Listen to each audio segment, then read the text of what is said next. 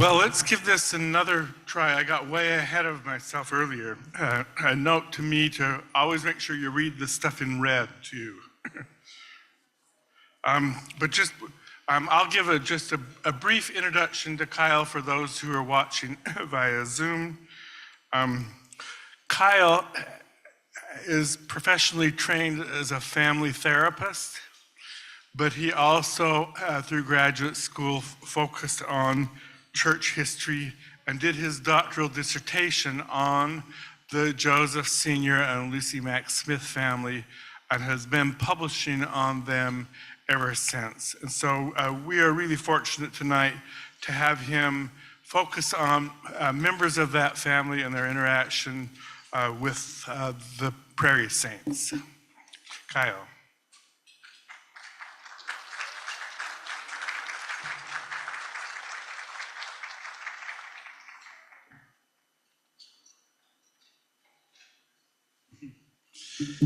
Got two introductions to Mark. I just appreciated this conference. I think it's been wonderful, and I just wanted to acknowledge Mark and Rachel Killebrew for a great conference. Let's give them a round of applause. They've just been great.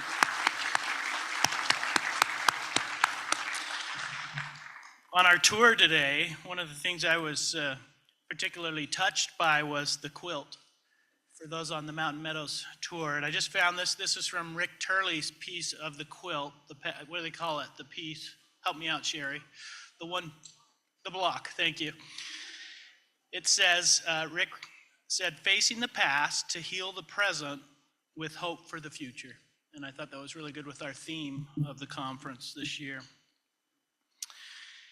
and with what I'll talk about tonight. On a hot, humid day on June 28, 1844, the Smith family gathered at the Mansion House in Nauvoo, Illinois. Less than 24 hours earlier, Joseph and Hyrum Smith had been killed at Carthage jail by a mob of 150. Younger brother Samuel had tried to come to his brother's assistance that afternoon, engaging in a high-speed horse chase that injured his side. He arrived too late. Instead of helping defend his older brothers, he led out in the morbid task of having the bodies removed from the jail, and then drove one of the two wagons with the bodies of his brothers to Nauvoo the next day. As Mother Lucy Mack Smith steeled herself to view the bodies of her two sons, she was overcome with emotion as she entered the room and saw the lifeless bodies and listened to the sobs and groans of their wives, children, and sisters, who had all gathered at the Mansion House in Nauvoo. 25-year-old Sarah Kimball was present at the Mansion House that day and also recounted listening to the smothered sobs throughout the room and described how Lucy sat in an armchair in the corner of the room next to her namesake daughter. Sarah tenderly held Mother Lucy's hand, attempting to offer some consolation, as Lucy sobbed in silence for more than 3 minutes. She finally spoke, expressing to Sarah her disbelief as to why anyone would want to kill her sons. Turning to her daughter Lucy, Mother Smith asked, "Don't you know, Lucy, how mild Hyrum always was?" She vocalized the shock the family was experiencing. Things went from bad to worse when Samuel reported to his mother a dreadful pain in his side during the time of his older brother's funeral. 1 month later, on July 30th, he died of bilious fever, adding to the family's grief. What began then was a new era for the Smith family following that fateful summer, now outnumbered by the surviving female members of the family. A family that had once consisted of 11 was now reduced to 5. And this is on the other side of your handout as well, just so you can kind of keep track of things. We've got Alvin, who died earlier in Palmyra at age 25. Then we have Joseph Smith Sr. in Nauvoo, 1840. Don Carlos Smith, 1841. Of course, Hyrum and Joseph, 1844. And then Samuel in 1844 as well. So this is how the family looked after the summer of 1844. While the entire community of Nauvoo would remain in a state of grief throughout the summer, the deaths of Hyrum and Joseph in particular meant an added measure of loss for the Smith family. They were not only the leaders of their faith, but also leaders of the greater Smith family, and it left a void in the Smith family that would never be filled. When Lucy Mack Smith spoke to the gathering of saints inside the Nauvoo Temple in the fall of 1845, she had said, "I feel the Lord will let Brother Brigham take the people away. I don't know as I shall go, but if the rest of my family go, I will go. I would to God that all my children would go. They will not go without me, and if I go, I want to have my bones fetched back to Nauvoo to be laid with my husband and children." You can sense Lucy's hesitancy about whether she would make the overland journey at age 70. But one thing was clear: she would remain with her surviving children, whatever they decided to do. Ultimately, none of Lucy's 4 surviving children ended up going west, and for the first time in more than 20 years, the family would be divided over religion. And you might just look at this slide a little bit. I think it's kind of interesting. So in bold are those that stayed in the Midwest, in italics, those who migrated west. And so just maybe look at that's on your sheets as well as we go through here. It'll help you keep track of the family a little bit. But notice some of the Samuel's family in particular, and the divisions there, some staying in the Midwest, some going west, and Sophronia, even with her marriage, which I'll talk about a little bit here. So it gives you kind of a picture of the Smith family. So let me give you a brief overview of the surviving Smith family by the 1850s. William was expelled from the church just 2 weeks after Lucy's speech in Nauvoo, after a tumultuous summer in Nauvoo. We could talk a lot about William, but I'm not going to tonight. The family hoped that he would emerge as a leader, both in the family and in the church, upon his return to Nauvoo. Writing to her son in January 1845, just before his return to Nauvoo, Lucy captured the family sentiment. "We look to you, William, as the sole remaining male support of your father's house." While William would have great influence over his family during the years 1845 and 46, the reality was that William had never really played a leadership role in the Smith family. He initially garnered their support in his various religious ventures, but within a few years, he lost it, as he bounced from organizing his own church to supporting James J. Strang, and then back to organizing again. After a decade of affiliating or spearheading different restoration offshoots, he ended up settling in the small town of Elkader, Iowa, misspelled on this map, 200 miles upriver from Nauvoo. So that's William. Eldest daughter Sophronia was married to her second husband, William McCleary. They had lived in Ramus, Illinois, prior to the deaths of Joseph and Hyrum, but the family moved to Nauvoo shortly thereafter. Along with Mother Lucy, they were supportive of Brigham Young's leadership, receiving their endowments and being sealed in the Nauvoo Temple in the winter of 1845-46. They were also building a wagon in early 1846 in preparations to go west. Sophronia's husband, William, left in the spring of 1846 ahead of Sophronia and Maria, staying at winter quarters. However, when he returned to Nauvoo to bring Sophronia and Maria west in the spring of 1847, Sophronia had changed her mind about leaving. Though details are limited, the two appear to have separated over the issue. William McCleary returned to winter quarters and successfully crossed the plains 2 years later. And that is where his story ends. No death date has been located. And when missionaries from the West visited the Smith sisters in Illinois a few years later, they recorded that Sophronia was a widow. William McCleary apparently died shortly after arriving in the Salt Lake Valley. By the year 1852, Sophronia followed her only surviving daughter to Colchester, Illinois, where she remained until her death. Middle daughter Catherine, who was married to a blacksmith named Jenkins Salisbury, lived 40 miles away in Plymouth during the Saints' stay in Illinois. By the summer of 1844, the Salisbury's family connection to the prophet was well known to neighbors, and they lived outside the protection that Nauvoo afforded during this time of hostility.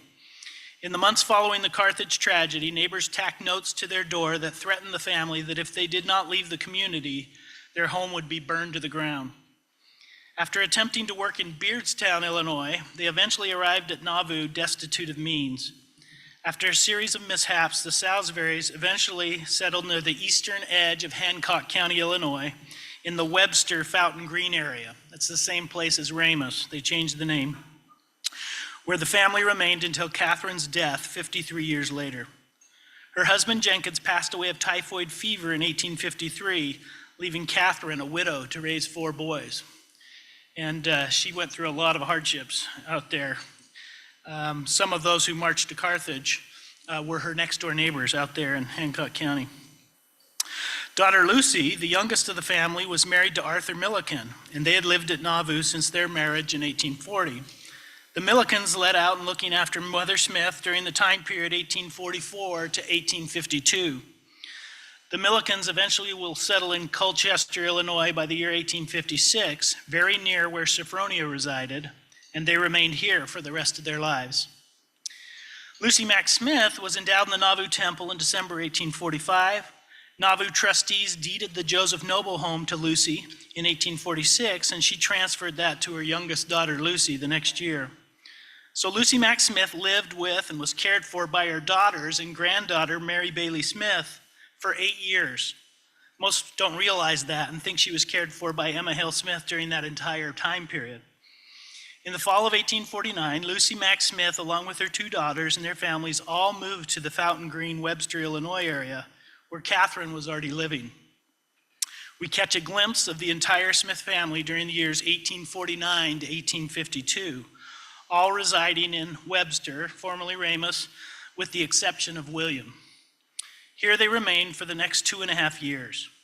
Then in the spring of 1852, Lucy returns to Nauvoo to live with Emma at the mansion house, and here she will reside until her death 4 years later. Emma and her children remained in Nauvoo besides a 6-month stay in Fulton, Illinois, to escape the Battle of Nauvoo in the winter of 1846-47. Not long after she returned to Nauvoo, she married Louis Bideman in December 1847, and they will reside in the mansion house during the 1850s. So after nearly a decade of upheaval for the Smith family, the family is finally settled in their permanent locations in the 1850s. This map shows where the Smiths are residing when Mountain Saints begin to return to visit the Smith family. So visitors from the West return as early as 1848. One of the first to return to Nauvoo was John M. Bernheisel, who stayed in close contact with Emma's family in the latter part of the 1840s. Bernheisel had earlier lived with Emma's family for nearly 3 years, and while there bonded with the family, including tutoring Emma's eldest son, Joseph III.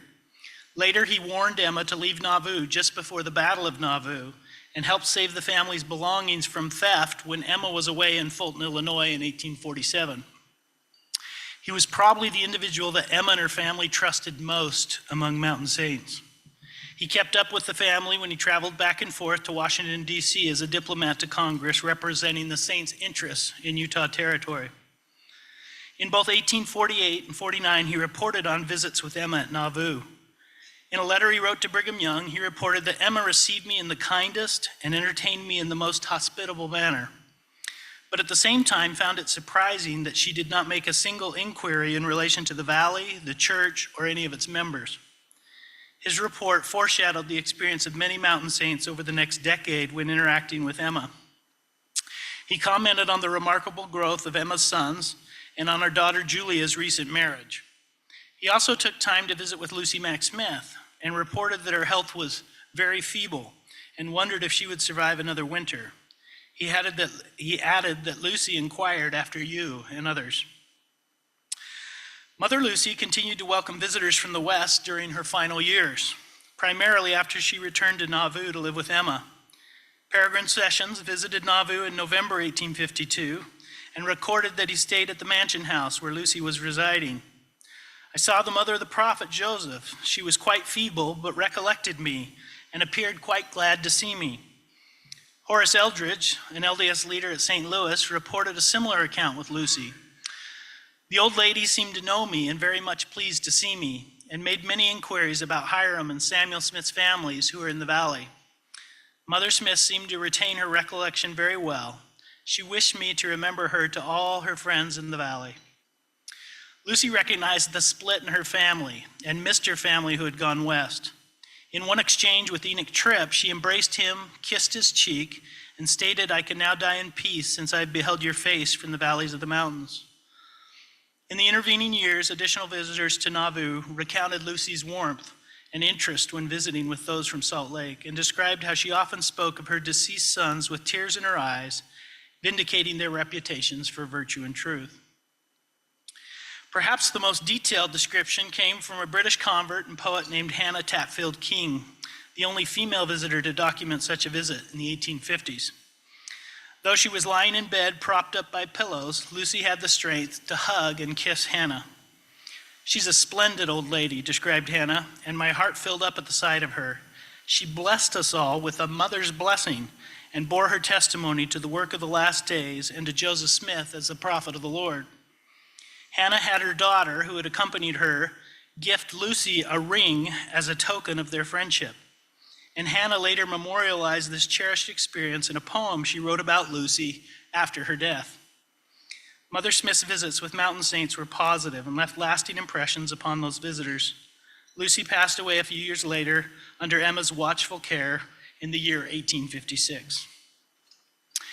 In the decade after the saints fled Nauvoo in the spring of 1846, there had been no documentable interaction between the Smith family in the Midwest and their Smith relatives who had settled in the Salt Lake Valley.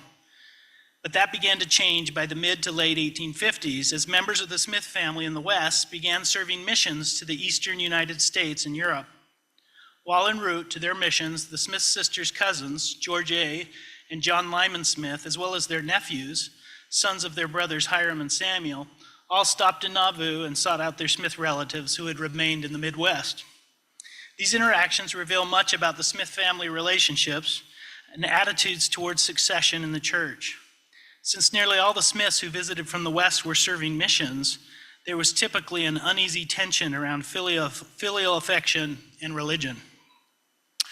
One of the first to return to the Midwest and seek out his family in the area was Samuel H.B. Smith, the only son of Samuel and his first wife, Mary Bailey Smith. I'll be mentioning a lot of Smiths, so you can check your chart there.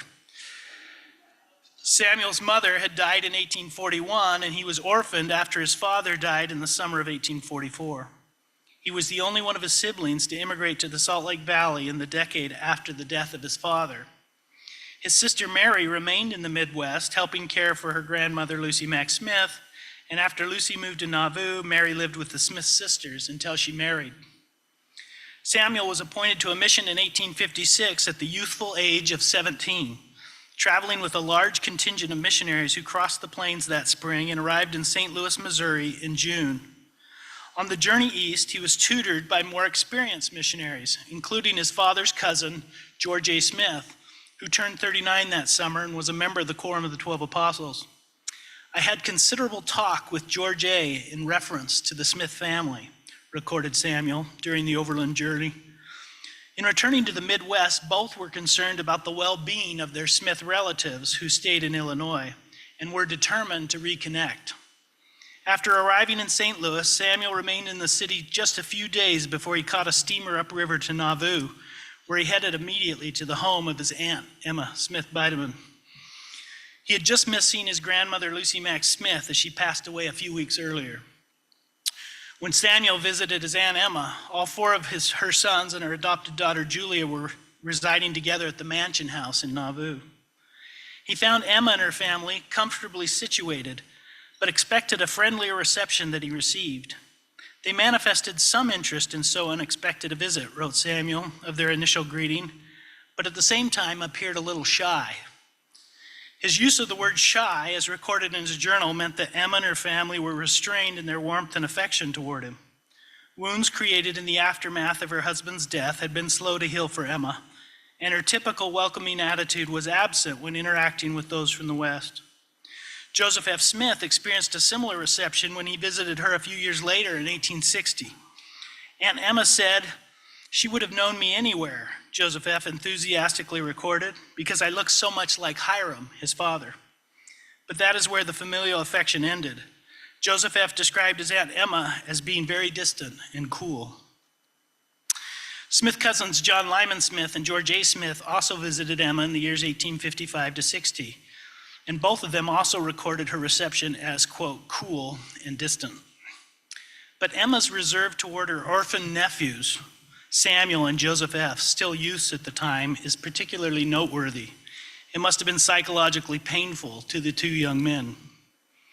After staying in Nauvoo for just a few days in the early summer of 1856, Samuel then headed east to locate the three Smith sisters and found Catherine and her sister Lucy Milliken living on farms near Fountain Green, Illinois.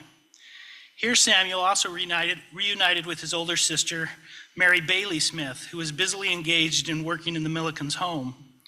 It was a joyous reunion with his sister Mary, whom he had not seen in nearly a decade, and he found a much warmer reception among his relatives here than he had in Nauvoo. After laboring as a missionary in Illinois for several months, Samuel was drawn back to Fountain Green, where he spent the entire winter living with his relatives. So he's the only one of the mountain saints that spends considerable time in the Midwest. George Spiller, Samuel's missionary companion, recorded the hospitable reception they experienced when visiting the three Smith sisters in Illinois. I accompanied Elder Samuel Smith in his visits to his relations and formed a very agreeable acquaintance with Sophronia, Catherine, and Lucy, he recounted. I remained with them over 2 nights, and they made me heartily welcome.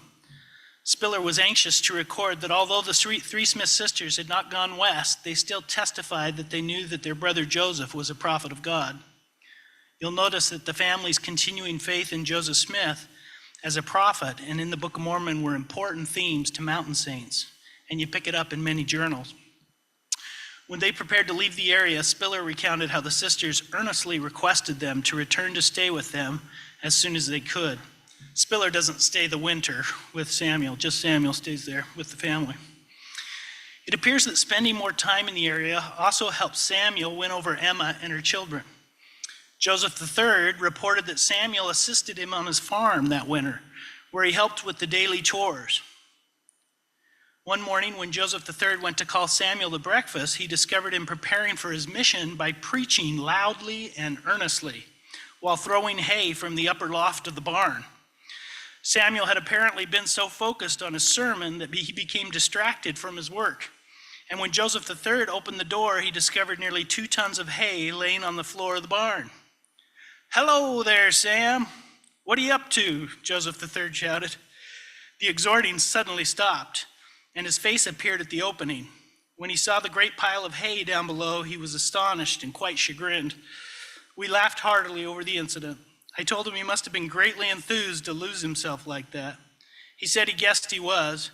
Good-naturedly, he offered to get right at it and pitch the hay back at once, but I told him to wait a bit. There would be plenty of time after breakfast to attend to that. The Smith cousins also took time to engage in their favorite activity of wrestling, a generational activity for the Smith family. By the time he reached maturity, Catherine's son, Alvin, was tall and muscular like all his Smith uncles, standing over 6 feet in height. He held in common with his Smith predecessors a love of wrestling and was described as one of the strongest men in the area where he lived. When Samuel visited the Salisburys during his missionary travels, Alvin's first inclination was to test his skill against his stout cousin, who was just 2 months his junior. Samuel recalled that almost immediately after he arrived at Aunt Catherine's home, he found that Alvin was very anxious to try his strength with me, being taller and every way stronger than myself. Samuel expressed satisfaction in his journal that he was fortunate enough to throw him every time he tried it, until Alvin gave it up for a bad job. In a letter he penned to George A. Smith, Samuel summarized his memorable stay with his relatives in the area that winter, which included his proselyting efforts. After all, he was on a mission, or at least headed to one. He expressed his view that he had partly persuaded his sister Mary to go to the Salt Lake Valley with me. Among the 3 Smith sisters, he felt Catherine was most open to the possibility of gathering with the saints in the West. Aunt Catherine, I believe, will go next year if the way opens, he hoped, for she has a desire to be among the saints evermore, but has to keep rather quiet about it. The very name Mormon is almost poison to her neighbors. Though his youthful missionary enthusiasm probably overstated the likelihood of Catherine relocating to Salt Lake, Samuel's efforts that winter assuaged some of the animosity between branches of the Smith family and paved the way for additional relatives and traveling missionaries who visited the Smith sisters and Emma's family in subsequent years. John Smith also visited with relatives during his missionary travels in the year 1859. The only son of Hyrum and Jerusha Barden Smith, John stayed for a period of time with Arthur and Lucy Milliken in Colchester and recounted their work efforts in the coal mines. John reported that the community was very dull, with nothing doing much here besides digging coal. He wrote that he did not envy the miners, I assure you, for I went with Uncle Arthur down into one of the pits today, about 75 feet, and went around on my hands and knees away underground, and was glad to climb the ladder and get out. One theme that begins to emerge is that it was impossible for branches of the Smith family to separate familial affection from their religious purpose as missionaries. Certainly the Smith missionaries from the West saw it as their purpose to convert their errant cousins, and vice versa when Emma's sons came to Utah in succeeding decades. One set of mountain elders were invited by Catherine's youngest son, Frederick, to remain an additional day at their home in Fountain Green in order to talk theology. He told the elders emphatically, he would either convert us or we would him, but we talked all day without accomplishing either. The traveling missionaries also formally preached in the area on occasion. In the summer of 1860, when Samuel and Joseph F. stayed with their Smith relatives for a week on the way to their missions in England, Joseph F. reported that there was a small group of saints in McDonough County, where two of the Smith sisters now resided. Joseph F. invited the Smith relatives in the area to attend several of his sermons directed to that group. Catherine, Sophronia, and Lucy's families all joined the small congregation of saints that week, and Joseph F. recorded that he did some tall preaching to them. Joseph F. thought that the three Smith sisters all thought I was prejudiced against them for certain causes which they themselves have imagined, but by the time he left, felt he had got them to think very differently of a great many things. While Samuel had felt Catherine was most receptive to his message, Joseph F. felt that Lucy Milliken responded most heartily to his. We were well received by the folks in McDonough County, yet I believe that Aunt Lucy, the last one I saw, was the first one to receive me in the true spirit of friendship with which I came. Aunt Lucy said as soon as she got hold of my hand that she felt she had been mistaken, and she greeted me warmly. I'm not sure if the use of the word mistaken referred to his character or his doctrine, but either way, Joseph F. was appreciated reconnecting with his Aunt Lucy. The two missionaries reported on visiting all their cousins during that memorable week, as Emma's son, Alexander Hale Smith, transported them back and forth in his wagon through the countryside. Just a few months earlier, Joseph Smith III had been installed as president of the reorganized Church of Jesus Christ of Latter-day Saints at Amboy, Illinois, and the three Smith sisters had been distantly apprised of those proceedings, while Emma had been present and supportive. Joseph F., Samuel were in Hancock County just months after that historic occasion. Joseph F. reported that the three Smith sisters had some reserve about Joseph III's efforts to organize. They all seemed to feel very shy about Joseph Smith III's step, Joseph F. reported in a letter he wrote to George A. Smith, but at the same time, they seemed to want it to be right. I could see that they were very fearful of his success, though I believe they did hope earnestly that he would prove successful in the undertaking. He sensed there was a mix of apprehension and hopefulness among the Smith sisters for Joseph III's success. Perhaps their fear stemmed from the possibility that animosity might increase toward Latter-day Saints in the communities where they lived, and what that might mean for them personally or for their expanding posterity. But they had also observed their brother William's failed attempts at organizing within the state, and possibly remained skeptical that Joseph III's organization would succeed. The traveling missionaries also reported on their dialogue with their older cousin, Joseph III. Samuel said, "We had a great deal of talk with Joseph in respect to his new movement. He appeared very firm in his purpose." Joseph F. said that my feelings were never worked upon as they were after parting with Joseph. I felt grieved to think he was so determined in his opinions about the people of Utah that he could not look at them as they were and shake off the influence of evil reports and preconceived notions and ideas. He did not tell me much in regard to what he was going to do, nor what he had done. He seemed sanguine of success and perfectly resigned, said he would do all he could and leave the result with God. When they returned from their mission 3 years later, Joseph F. and Samuel again traveled through Nauvoo. Joseph III regretted that he had missed seeing his cousins. He immediately took up his pen and wrote his cousin John. I am so well pleased by what I have heard of Joseph and Samuel since I came out here last night that I am led to rejoice, for I can see the dawning of the day when the sons of our fathers will stand shoulder to shoulder in the war of truth, as stood our fathers in bygone days. When the bonds of natural affection have swayed in our minds, we find that we are all more or less alike, and that differences of opinion, if any exist, are not such differences as to create a sundering of natural ties. Or at least he hoped that would be the case. Both Catherine and William Smith's later accounts make it appear that all the surviving Smith family were eagerly awaiting Joseph III's appointment as his father's successor, and that they were linked with the reorganized church from the first. In fact, it would be more than 12 years after Joseph III was ordained president of the reorganization before the sisters aligned themselves with the RLDS Church, and 17 years before William would. Surviving letters written by Catherine and her sister Lucy help sort out their religious leanings and attitudes toward succession in those decades after their brother Joseph's death. While it is clear that none of them had lost faith in the restoration, their brother's prophetic calling, or in the divinity of the Book of Mormon, in reality, there was no restoration branch in the areas where they resided, where their faith could find expression during the years 1846 to 1872. However, with the traveling LDS missionaries now proselyting the family, and Joseph III assuming leadership of the reorganization, the surviving Smiths were now confronted with several competing options. By the 1860s, both Catherine and her sister Lucy now felt comfortable enough with their nephews that they struck up an ongoing correspondence with three of them, Samuel, John, and Joseph F.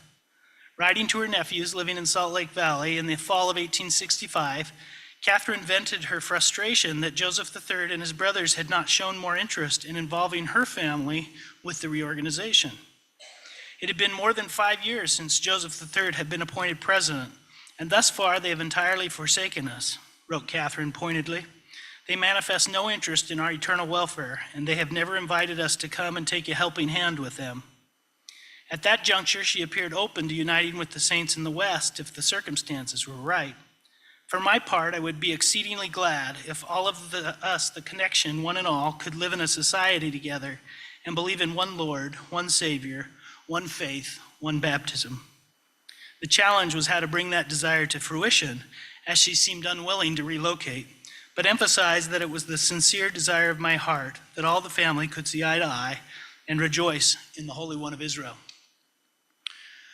Arthur and Lucy Milliken also wrote an important letter to their nephews in the West during the 1860s, and were even more explicit in disclosing their views on succession. Writing at Lucy's instigation and apparently with her input, Arthur directed their letter to John Smith, just after Samuel and Joseph F. had visited their home at the completion of their mission. The Millikens mentioned Joseph III's modest success since assuming the presidency of the reorganization, and their belief that he would eventually gather a large church around him. Then, rather revealingly, the Millikens wrote, "I think you and all the Smith family should look into this matter and see if you are not the successors of Joseph the prophet and Hyrum the patriarch, and should lead and govern the church in the last days. I do not see how you boys can preach Brigham, that the successor to Joseph, or that he has any more authority than he had when Joseph died. I never believed it, nor never shall believe it." That view almost certainly represented the position of all the Smith sisters and their families. While they longed for unity in the Smith family, they remained reluctant to accept Young as the head of the church. These letters, written in the 1860s, reveal the Smith sisters' attitudes towards succession and how their views on succession differed from the saints who had gone west prior to their affiliating with the RLDS Church. What was most important to the Smith sisters was that leadership remain in the Smith line, something their brother William Smith had promoted after he split with Brigham Young's leadership in the year 1845 and in his attempts to form his own church. There was a sense of privilege in being part of the founding family of Mormonism due to the sacrifices they made in helping launch the restoration, which included both an expectation of leadership and at times church financial support. Thus, it apparently did not matter to the sisters which of their nephews should assume that role as long as it was a Smith. Joseph III and Joseph F. were the most likely candidates among the succeeding generation due to their leadership abilities and charisma and the prominent roles that their fathers had played in the early church. It wouldn't come as a surprise to the Smith family when both men would ultimately be president of their respective churches as the two organizations transitioned to the 20th century. But the Smith sisters had all died by the time Joseph F. was eventually installed as president of the LDS Church. Catherine, for one, was concerned about the spiritual apathy she observed with her own boys, who were now maturing into adulthood. And that was part of the reason she was frustrated with Joseph III and his brothers. She thought that if they had shown more interest in proselyting her boys, my sons would be on missions now instead of hunting for gold. For my part, she confided to her nephews in the West, I should feel safer about them if they were in the employ of their Heavenly Father. Perhaps Joseph III was consumed with building up the newfound church in other areas of the Midwest during those early years of the reorganization, preventing him from reaching out to his immediate cousins. Whatever his reasoning for not including the Salisburys, Catherine felt neglected and excluded by Joseph III during the decade of the 1860s. Observing the dedication of her LDS nephews who visited her home as they came and went from their various missionary assignments brought uncomfortable spiritual comparisons to her own boys. Some 12 years after accepting the presidency of the RLDS Church, Joseph III finally reached out to the three Smith sisters and their families. During a preaching tour through Hancock and McDonough counties during the week of December 9th through 17th, 1872, Catherine formally demonstrated her belief in the reorganization by requesting baptism and confirmation under Joseph Smith III's hands the following month, which occurred on June 17th, 1873. She was just a month shy of her 60th birthday. Eventually, all of Catherine's children would unite with the RLDS Church, which brought her great comfort. She was the only one of the Smith family who was formally rebaptized, certainly an expression of her devotion to the reorganization for regenerating her faith. Sophronia and Lucy expressed their support of their nephew's leadership by being received on their original baptisms in April 1873, a common practice among those who were members of the earlier church organization before Joseph Smith's death in 1844. The extent of their involvement was limited to hearing an occasional RLDS sermon in their community. There was no RLDS congregation in the area where they lived. Sophronia died in 1876, only 3 years after being received into the church, and both Arthur and Lucy in 1882. Emma passed away in 1879. After several years of letter writing back and forth, Joseph III finally convinced William Smith to come to Plano, Illinois and unite with the RLDS Church in 1878. Joseph III astutely kept him distant from any significant leadership positions, including the office of church patriarch. Despite his old age, William served several short proselyting missions for the RLDS Church, demonstrating his commitment.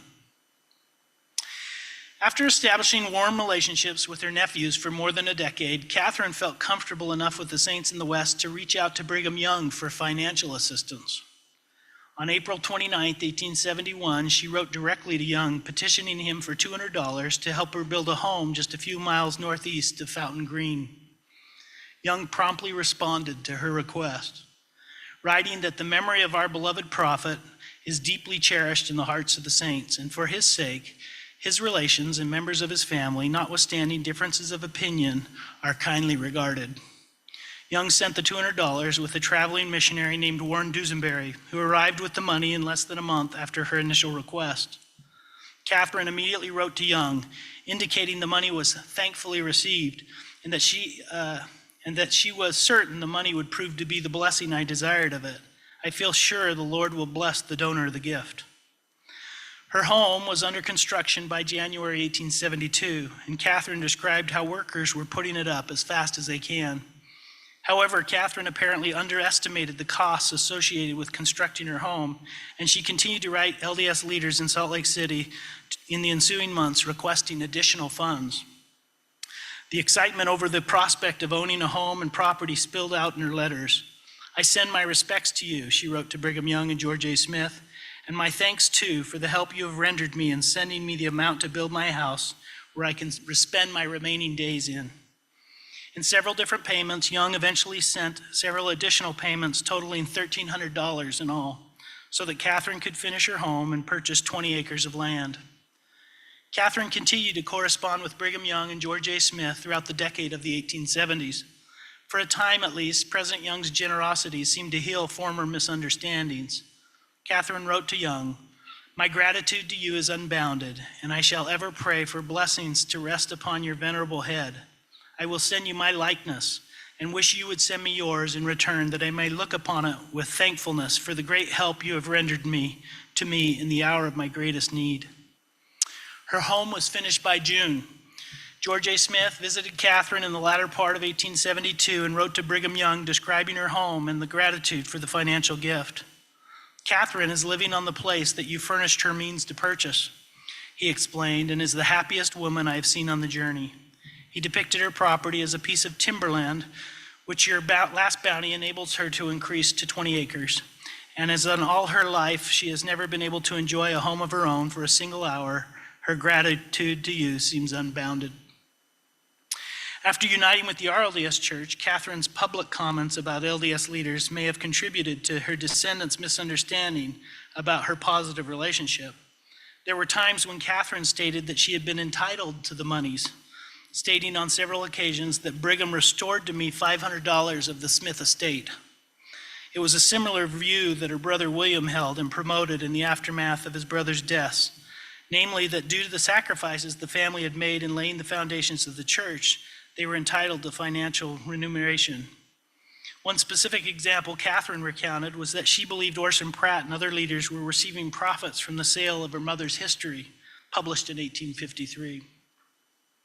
Perhaps Emma and her son's ongoing disagreements with Brigham Young influenced Catherine's views, as Emma's son's negative missionary experience with leaders in Salt Lake Valley reignited differences between branches of the Smith family. Catherine's perspective on those saints in the Salt Lake Valley appeared to have been closely aligned with Emma's. Catherine's sons acted as pallbearers at Emma's funeral, as evidence of their close relationship. After the year 1882, Catherine and William were the only surviving Smith family members. Both still had occasional interaction with mountain saints during those final decades of their lives. While firmly entrenched in the RLDS faith, Catherine's personal letters and in-person interactions with LDS members and traveling missionaries remained remarkably positive. Victor Bean and Herbert Bell visited Catherine in the summer of 1885. Bean recounted how he and his companion were received with kindness and were invited to stay several nights at her home. She is living with her son on a 20-acre farm, and she says President Young bought for her, recounted Bean in his journal, and Catherine described to them in detail how Young sent her $1,300, which bought her the place she now lives on. Bean said that during their religious discussion that day, he found them pretty strong in the Josephite faith, but afterward asked Catherine what I should tell the folks in Utah, whether or not they should ever look out for her to visit them. She began to sob in tears, described Bean, as seeing the missionaries apparently carried her mind back to early days when her brothers used to go in the same way to preach the gospel. She said she would be very glad to see her folks in Utah, but that she was poor and about worn out, and thought she would never live to visit Utah. She invited us and any of our brethren to always call and see her when passing through. She then had the elders give a blessing to her grandchildren who were sick. Catherine obviously missed her relatives in Utah and longed for more frequent interactions. Her accounting of Young's gift to the traveling missionaries was at odds with some of her public statements during her final 20 years of her life. Her public rhetoric, as expressed in letters intended for publication in the RLDS official newspaper, the Saints Herald, appear more divisive than her true feelings. In her personal letters to those in the West, she frequently included them as being one with her in the faith, often closing her letters with phrases such as, "your sister in the gospel," or "your sister in the church of God." She obviously considered those in the West her fellow saints. William Smith had less frequent interactions with those from the West, as he lives in such a remote region in northeastern Iowa. He did have one final interaction with traveling missionaries, which is revealing of his feelings towards those in the West, with whom he had long been estranged. During the 1880s, B.H. Roberts and his missionary companion Hyrum Jensen were determined to track down William in Elkader, Iowa. Roberts' excitement about such an unexpected opportunity to meet a member of the founding family of the Restoration was tempered by uneasiness about what he might expect. Resolute but apprehensive, Roberts recorded in his journal what he had read or heard about the prophet's younger brother, describing him as proud, rebellious, pugnacious, a dominant spirit in his father's house and in the church. Smith's wife, Eliza Sanborn Smith, greeted the missionaries warmly when she initially mistook them for RLDS missionaries. But once she learned who they represented, the atmosphere became frigid. She was vehement in her expression of her opposition to us in very uncomplimentary, not to say insulting, attacks upon our people in Utah. Eliza had apparently been tainted by her husband's tales of mistreatment by LDS church leaders over the course of many years. Only after Roberts assured Eliza that they had not come to their home to convert William to the church, but merely wanted to see him as a brother of the prophet and make some inquiries of him, did she finally relent and let them in. William's intervention helped as well, as he too expressed a desire for such a visit. While the missionaries expected William to harbor animosity similar to his wife, his reception of the two elders turned out to be the complete opposite. He treated them as brothers of the same faith and was astonishingly affable and compassionate. He welcomed the elders to his home and fed them dinner. After the table was cleared, he sat about the table in interesting and animated conversation. William Smith disclosed some photographs and manuscript papers which were of great interest to us. The elders were engrossed in William's accounts of these early events of church history. Roberts noted in his journal that William expressed at this table conversation complete faith in the divine calling of his brother and the ultimate triumph of the work he had introduced to the world. Later that night, William directed them to a bed in his upstairs room. The next morning, we were awakened then by the rising of William Smith from the opposite corner of the room where he had slept on a pallet improvised with clothes. He had surrendered his own bed to us, and I felt like severely reproaching myself for having taken the man's bed. After feeding the missionaries breakfast, William walked them into town, and since his own wife made staying at their home unpleasant, wrote a letter of introduction to a neighbor on behalf of the missionaries, where they might stay while laboring in the area. Accordingly, he wrote letters to his friend, a well-to-do farmer named Robinson, described Roberts, whom he enjoined to receive us as he would himself and see to it that no one insulted us. It was a most feeling and pleading letter of maintenance to the entertainment of Elder Jensen and me. Long separated from the church the missionaries represented, William Smith was an amiable host. If the previous 24 hours had not been puzzling enough to Roberts in his attempt to interpret Smith's personality, the scene that transpired as they parted only served to confuse him further. Smith walked the missionaries to the outskirts of town, helping them find the road that led to their destination. As they prepared to depart, Roberts wrote, Smith extended his hands, long, nervous, powerful hands, taking the hand of each of us. He looked the missionaries in the eyes and burst into a flood of tears. I had seen men weep before, described Roberts, but never had I seen any weep like this man. It was a veritable flood of tears accompanied by a clinging, warm clasp of his hand. Smith's overwhelming emotional response surprised the missionaries, and they in turn were speechless about why their visit had provoked such a display. What was it that moved him to such emotion? Roberts mused in his journal. Was it the recollection of his own youth, when he too had been an itinerant missionary going from house to house to present the message of the new dispensation? The question could not be determined, the missionary finally concluded.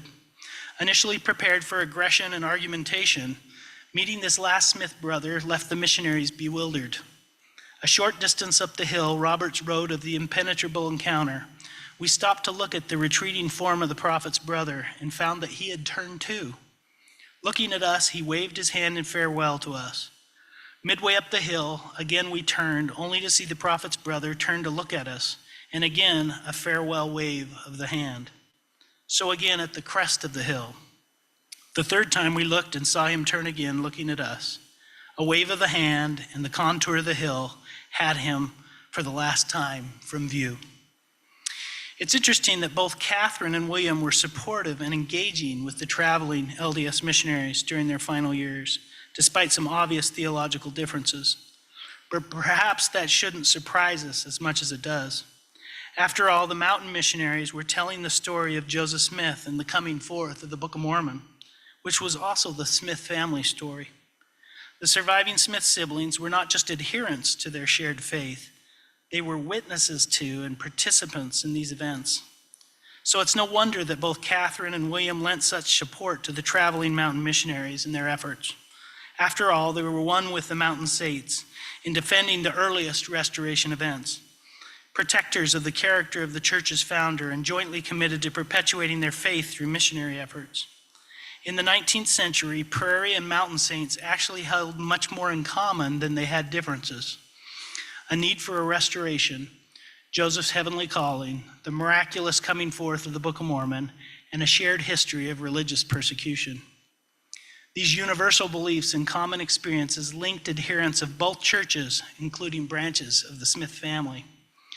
There would continue to be patterns of rupture and reconciliation among different restoration branches well into the 20th century and beyond, some of which continue in our own day. There are lessons to be learned from the way Mountain and Prairie Saints handled those interactions in the past. The work of fostering reconciliation in the midst of theological differences continues today as we unite together in our passion for restoration history. Thank you.